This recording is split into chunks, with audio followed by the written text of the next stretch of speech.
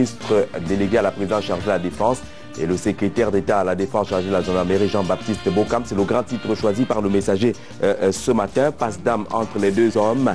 C'est un sujet qui découle directement des dernières mobilisations et affectations des personnels décidées par le MINDEF Edgar Alain Mebengo. Le journal s'interroge sur l'opportunité de ces mouvements, étant donné que les derniers mouvements observés du côté de CED datent de septembre 2013. Quelle est donc l'opportunité? Les thèmes choisis par le journal ce matin parlent de séisme, de tsunami, de chasse aux sorcières, de démantèlement et neutralisation des réseaux de Jean-Baptiste Bokam. C'est un peu de cela qu'il s'agit. Presque l'ensemble des personnels rencontrés par les reporters Le Messager reviennent sur cette notion de démantèlement des réseaux de Jean-Baptiste Bokam, notamment au cœur des pelotons routiers motorisés, des brigades de terre. Le séisme a été un peu plus observé de ce côté-là. Ce sont essentiellement des postes, dit-on, juteux. D'ailleurs, ceux qui sont partis de ces postes-là affectés à d'autres fonctions, ces affectations qui ressemblent à des sanctions sont aujourd'hui secrétaires ou chefs secrétaires, même si sur le plan du prestige, c'est des postes bien situés, mais en termes d'avantages, c'est pratiquement zéro avantage de ce côté-là. Sur l'opportunité de cette sortie s'interroge Souley Onoyolo dans l'article proposé ce matin, étant donné justement que le patron des lieux, le CED, Jean-Baptiste Bokam, connaît quelques soucis de santé. Pourquoi Edgar Alain Mebengo a décidé de cette démobilisation entre guillemets alors que son tonton, comme il l'appelle souvent affectueusement, n'est pas au pays? Beaucoup de réflexions, même si on sait également que qui peut le plus peut le moins, et que Edgar Alain Mebengo est bien dans son rôle en tant que ministre délégué à la présidence chargée de la Défense. Mais l'une des incongruités soulevées par le journal ce matin ressort le fait qu'avant Jean-Baptiste Bokam, tous ceux qui ont été CED juraient toujours ces aspects qui ont fait l'objet des notes d'affectation du MINDEF. Ça n'a jamais été à l'actif du MINDEF, toujours à l'actif des secrétaires d'État à la Défense chargés de la gendarmerie. 75%, le chiffre est proposé par mutation ce matin, de sous-officiers et sous-officiers supérieurs de gendarmerie relevant justement de ces équipes de brigades de terre ou des pelotons routiers mobiles ont ainsi été déplacés, ce qui était considéré comme la chasse gardée de Jean-Baptiste Bokam. Beaucoup de questions sont soulevées, en tout cas dans l'analyse proposée par notre confrère ce matin, qui s'étonne quand même de ces mouvements qui ne relevaient d'aucune urgence perceptible selon le journal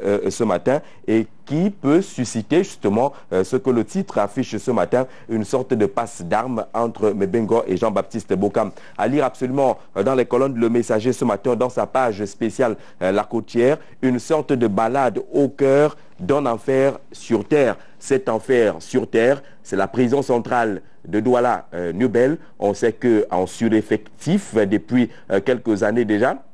C'est une prison qui a été conçue pour recevoir 800 détenus et qui compte plus de 3000 aujourd'hui. La promiscuité est de taille de ce côté-là, et le journal parle bel et bien d'enfer ce matin, avec, au-delà de ceux qui sont détenus, ceux qui sont prévenus et qui sont toujours en attente de jugement, des installations, vous le savez, obsolètes, malgré les annonces qui avaient été faites depuis des années pour la construction d'une prison moderne dans la ville de Douala. Ça n'a toujours pas été le cas jusqu'à aujourd'hui, et le journal parle pratiquement d'un mouroir pour qualifier ainsi la prison centrale de Douala Nubel. Mutation consacre sa grande une à ces bouleversements constatés du côté de Ecobank, où le directeur général a pratiquement été chassé, selon le grand titre choisi par le journal des AVMS ce matin.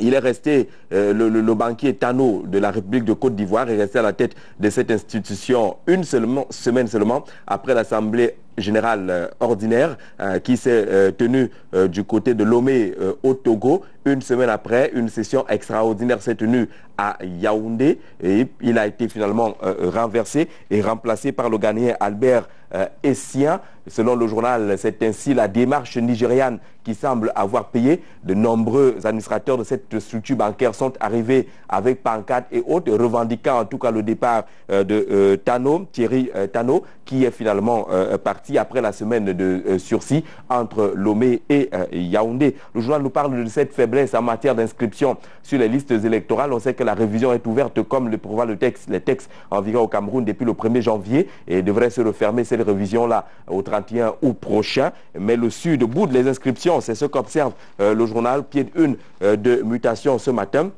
C'est pratiquement la dernière région en termes de chiffres depuis la réouverture des listes électorales au Cameroun. Le journal s'attarde davantage sur cette réalité en précisant que c'est la région natale du président de la République qui occupe ainsi la dernière place dans ce classement des régions en termes de révision des listes électorales. Réaction de Charles Tangana Manda dans les colonnes de mutation ce matin. Le débat est ouvert depuis hier sur qui doit parler au nom du Rassemblement démocratique du peuple camerounais. Le journal les avait noté une sorte de cacophonie dans la prise de parole au sein du RDPC. Charles Tangana Manda donne quelques informations dans l'organisation structurelle de la prise de parole au sein du RDPC en affichant une certaine typologie de réaction en fonction des situations vécues là-bas au sein du RDPC, des communications en période de crise, des communications normales également qui sont organisées. D'ailleurs, il cite en exemple en temps de crise lorsque certains camarades du RDPC, c'est son expression, le mot camarade, tiraient à boulet rouge sur le grand camarade, le président national Paul Biya, le secrétaire national à la communication, le professeur Jacques Famdongo avait pris sur lui d'organiser la riposte autour d'une équipe solide et à laquelle appartenait également Charles Tangana Manda. Il n'y a que le RDPC donne la possibilité à tous ceux qui ont des moyens requis pour défendre les intérêts du parti. Mais problème concernant justement la cacophonie sur laquelle insiste Mutation, Charles Tangana Manda estime que la cacophonie pourrait découler de ce que certains de leurs camarades ne pensent pas qu'il faille justement repartir à la base, s'inspirer du discours officiel du parti avant de se lancer dans la prise de parole. Certains le font en solo, ce qui peut créer et susciter ce que le journal a considéré comme une sorte de cacophonie dans la prise de parole au sein du RDPC. La nouvelle expression nous décrit un peu la situation des députés à l'ouverture de la session parlementaire hier. Ils sont noyés dans la rumeur, affirme le journal de Séverin Tchouke ce matin. Pourquoi la rumeur? Rien de précis et d'officiel n'a été dit de ce côté-là, en dehors du discours du doyen d'âge qui est revenu sur la célébration victorieuse du cinquantenaire de la réunification en appelant justement les élus du peuple à se mobiliser pour le renforcement de cette réunification dans notre pays. Entre-temps, rien n'est annoncé sur la table des députés en termes de projets ou de propositions de loi. Et dans ces conditions, on parle beaucoup à l'hémicycle d'Ongwaekele. On parle par exemple du remaniement qui est attendu. On parle par exemple de la formation du bureau de l'Assemblée nationale avec le jeu de chaises qui est annoncé entre guillemets. On parle aussi de la possibilité de revoir le règlement intérieur de l'Assemblée nationale, mais aussi on évoque la possibilité d'une modification de la Constitution. Même si les députés sont très peu diserts là-dessus, certains estiment quand même qu'il s'agit de la Constitution, un sujet délicat et qu'on ne peut pas aussi se permettre de manipuler la Constitution au gré des humeurs, affirme-t-on dans les colonnes de la Nouvelle Expression ce matin. Le journal s'intéresse également à la situation de certains graciers du chef de l'État. Des centaines de prisonniers recalés, c'est le pied de une de la Nouvelle Expression ce matin qui décrit la joie de très courte durée de certains détenus de la prison centrale de Douala Nubel. Ils pensaient retrouver la liberté. Ils ont finalement été recalés parce que n'ayant pas payé les contraintes par corps, des centaines ainsi sur l'ensemble du territoire national, plus de 180 ici à la prison centrale de Douala Nubel, pratiquement 198 qui attendent justement de sortir de la prison, mais ils devraient passer par ces contraintes par corps. L'anecdote est dans les kiosques ce matin. Nous reparle l'Assemblée nationale avec la difficile rupture entre les deux hommes affichée en la grande une, Paul Biya et Kaba Yégué Dibril. La rupture est bien évidemment difficile selon le journal d'Amougou Belinga ce matin qui dit que Kaba Yégué Dibril, malgré ce qui se raconte, devrait être reconduit à la tête du perchoir. C'est le plus vieux parlementaire dans le monde, une quarantaine d'années de présence à l'Assemblée nationale, un record battu par ce Camerounais-là. Et c'est sans doute pour sa fidélité sans faille au président de la République qui pourrait rester à la tête de l'Assemblée nationale, affirme-t-on dans les colonnes du journal ce matin. Mais le chef de l'État qui s'est retiré du côté de son village natal en Vomka, loin de ses proches collaborateurs, certainement pour consulter oracle et haut esprit, lui qui est le Nomgui, dit le journal de ce côté-là, et ressortir là-bas avec une mouture en termes de formation du gouvernement et autres. À lire absolument dans les colonnes l'anecdote ce matin, un décryptage de la dernière sortie du professeur Mono Njana sur l'alternance. On en parlait déjà hier. Le journal nous propose une lecture plus profonde sur les non-dits de cette sortie de Mono Njana sur la succession de Paul Biya ou l'alternance au Cameroun. Il a dit dans son analyse justement qu'il pense que si le Cameroun veut rester en paix, eh bien, la succession de Paul Biya ne devrait pas se faire par un de ses frères, c'est-à-dire un Betty. Il faut voir ailleurs. Le journal nous apprend également que Clément Oboufegué, qui est décédé et qui a été enterré dans son village natal, a finalement été libéré dans le cadre de l'opération épervier entre guillemets. Il était attendu hier le 11 mars au tribunal criminel spécial et c'est justement pendant que cette convocation était annoncée qu'il a rendu l'âme et finalement enterré. C'est à lire dans les colonnes de l'anecdote ce matin. Enfin, Atlas affirme horizon nouveau relativement à la célébration du cinquantenaire de la réunification du côté de Buea. C'était attendu. Finalement, le chef de l'État s'est rendu avec apothéose le 20 février dernier. Le journal revient un peu sur les péripéties qui ont finalement conduit à la tenue de cette initiative. La voix du berger est dans les kiosques ce matin avec une question fondamentale en sa grande une. Comment Dieu sélectionne-t-il ses ministres? Qui peut le devenir?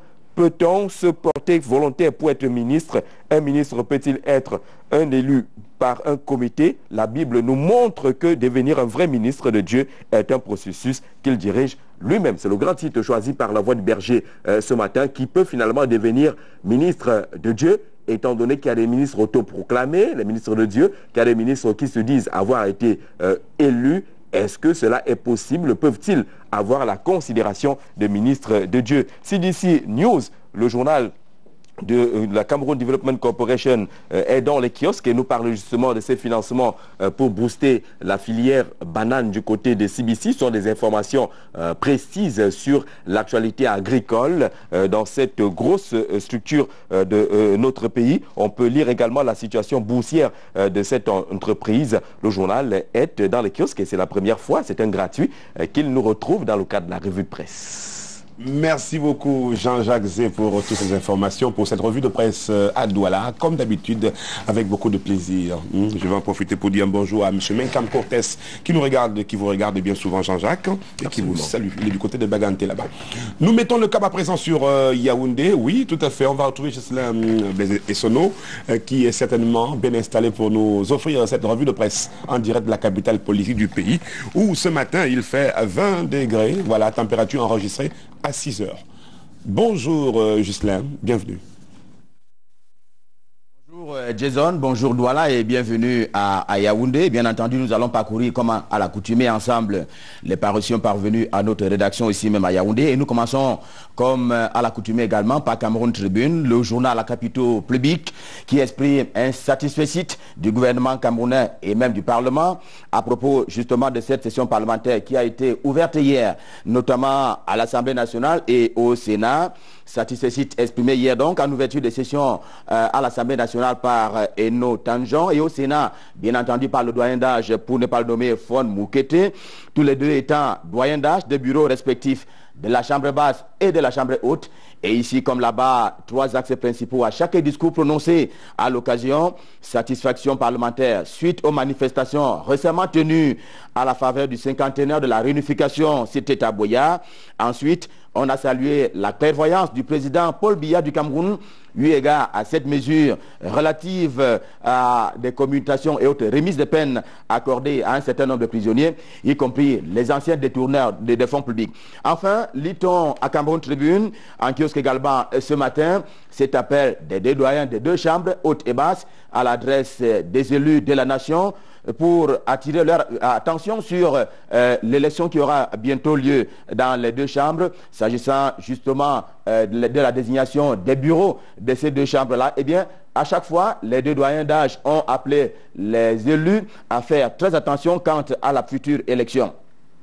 On va nous faire plaisir en restant à Cameroun Tribune, mais cette fois-là pour évoquer aussi cette innovation dans la sécurité publique et le cas de Yaoundé, la cité capitale, qui est maintenant sous surveillance vidéo. Lit-on en petite une du quotidien à Capitaux Publics Cameroun Tribune édition de ce matin, 48 caméras déjà installées sur 350 qui sont prévues. En tout cas, c'est un fruit issu du mariage entre la délégation générale à la sûreté nationale, la communauté urbaine de Yaoundé et bien entendu la société Camtel. Yaoundé sous surveillance vidéo, eh bien, c'est une information contenue et à lire aisément dans Cameroun Tribune, édition de ce matin. Et toujours à Yaoundé, on apprend cette fois-là, non plus de Cameroun Tribune, mais de Le Jour du jour, que la capitale camerounaise est orpheline d'ambassadeurs. Eh bien, les États-Unis d'Amérique n'ont plus d'ambassadeur au Cameroun. Michael Stéphane Hosa, qui avait été annoncé le 24 septembre 2013 pour remplacer Robert P. Jackson, n'est même pas passé devant la commission sénatoriale des États-Unis d'Amérique. Et depuis lors, à l'ambassade des États-Unis à Yaoundé au Cameroun, eh bien, le responsable qui assure l'intérim n'a justement pas rang d'ambassadeur. Il y a la grande une de Le Jour ce matin, qui est plutôt consacré à Charles Atiba et Yéné. Il y a, selon le journal, comme un bal de vautours autour de la dépouille de l'illustre disparu. 1001 initiatives ont été prises ici. Le RDPC qui prépare un hommage discret selon le journal.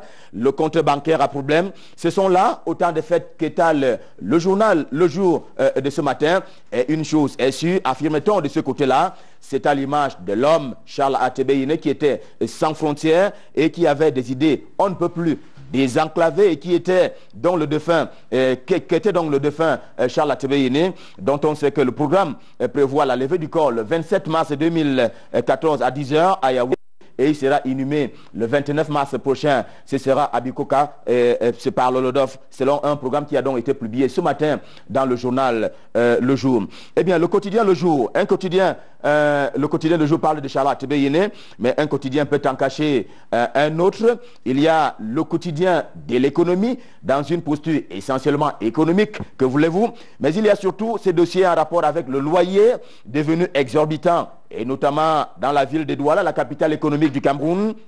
On est passé dans certains cas du simple au double, et le bailleur de là-bas souhaite gentiment être payé par an, de quoi indiquer à Maître Pierre Towa que le journal de l'économie a rencontré ce matin, qui dit et déclare avec fermeté, et c'est légal d'ailleurs, qu'il y a une loi en la matière et que à chaque fois, les propriétaires des logements doivent, eux, établir une espèce de clause de référé. Cela mettrait bien entendu les propriétaires des logements à l'abri d'un certain nombre de malversations. Allons-y à Diapason, un autre journal parvenu à notre rédaction et qui est en kiosque ce matin et qui focalise l'attention sur le Parlement, auquel on fait allusion depuis qu'on a entamé cette revue de presse. Eh bien, l'angle choisi par Diapason ce matin, l'hebdomadaire se rapporte plutôt aux effets induits de l'élection des bureaux des deux chambres. Diapason est sans embâche. Eh bien, cette élection permettrait au public de se faire une idée plus précise du futur exécutif, et ceci pour ne pas parler précisément de la future configuration du gouvernement camerounais. Question à 0 francs. Comment ont-ils passé leur première journée à l'occasion de l'ouverture de la session parlementaire? Et ce sont les deux présidents des chambres du Parlement, en l'occurrence Kavaye Gedjibil de l'Assemblée nationale et Marcel Nian-Djifenji du Sénat. Eh bien, le quotidien Émergence est en kiosque et il parle ce matin d'inquiétude et il dit les avoir suivis dans les coulisses. Point commun à tous les deux présidents, il y a la discrétion, ils ne parlaient pas, tous étaient présents et le président sortant de l'Assemblée nationale, pour ne prendre que cet exemple-là, a pris place au milieu de ses collègues et camarades députés. C'était hier à l'hémicycle de Ngouakele et c'était sans tam-tam ni tambour. Et à proprement parler, le journal indique que la présente législature ne sera jamais comme les autres, allusion faite à une modification constitutionnelle qui devrait s'opérer fatalement. De Son, un autre journal parvenu à notre rédaction, également en kiosque, avec à sa grande une, Mars Session Promises Fireworks, au sujet de la session parlementaire qui a pris son envol hier, on l'a déjà dit. Il y a cette révolte en sourdine des députés qui revendiquent toujours une revalorisation de leurs revenus et avantages parlementaires. Il y a bien entendu aussi la question de la survie politique du président Kavaye Gedjibil, sujet d'intérêt à lire en page 2 de l'hebdomadaire camerounais d'expression anglaise, édition de ce matin. Et il n'y a pas mieux que l'action. Le journal du comité central du RDPC, qui est également en kiosque, pour revenir sur l'ouverture de la session parlementaire sans grand bruit.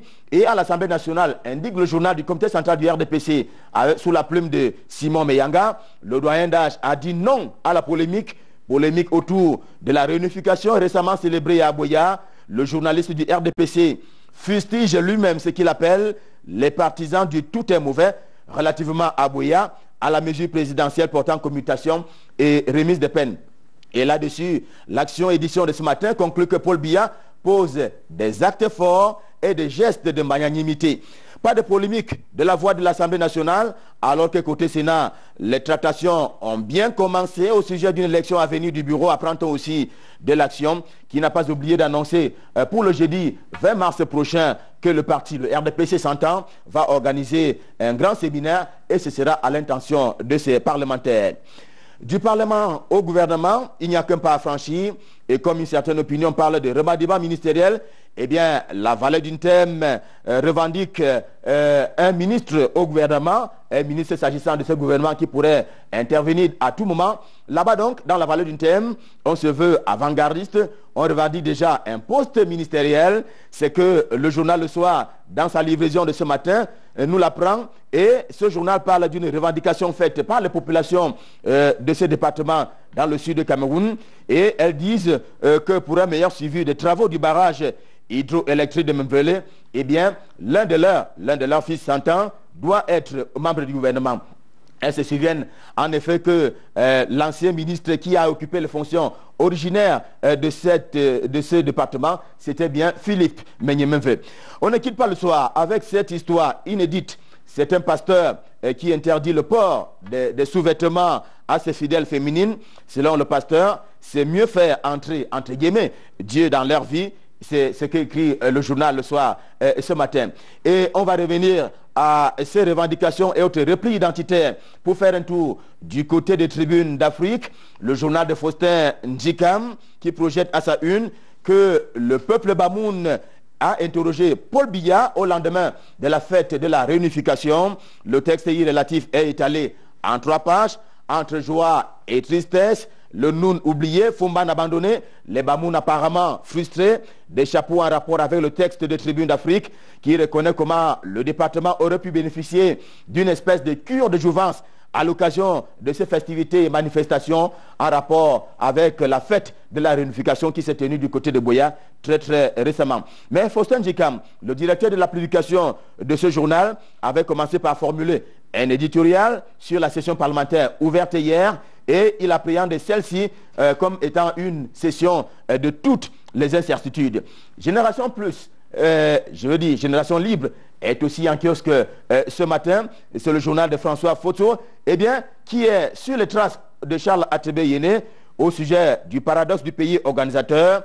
Et à en croire le journal, il y a des raisons évidentes quant à la destruction de l'élite d'ici. L'élite d'ici, c'est-à-dire celle du Sud, les personnalités bien de là-bas ont été régulièrement tantôt emprisonnées, tantôt rangées aux oubliettes. Et on va terminer cette revue à Yaoundé avec un magazine, son nom, Nyanga. C'est une publication de la Sopecam. Et à la une, c'est Céline Eco que le magazine présente comme une Amazone en situation. Céline Eco étant, rappelons-le, tantôt présidente contestée du canon sportif de Yaoundé, l'un des clubs de football mythique de la cité capitale. Mais il y a Céline Eco et il y a cet homme en page 20, 21, 22 et 23 de Nyanga, édition de ce matin. Qui est-il cet homme? Regardez bien, c'est l'honorable Gaston Komba qui a presque tout fait dans la vie, déjà ou presque. Eh bien, rendu à sa 2e législature, et Dieu seul sait comment, Nyanga le présente comme un député pas comme les autres, un député hors norme. Voilà, Jason Black, ce que nous avions à vous proposer à partir de Yaoundé ce matin, s'agissant de ces parutions parvenues à notre rédaction. Il ne nous reste plus qu'à vous souhaiter une bonne continuation. Et bonjour à vous Jason, et bon retour à Douala. À vous.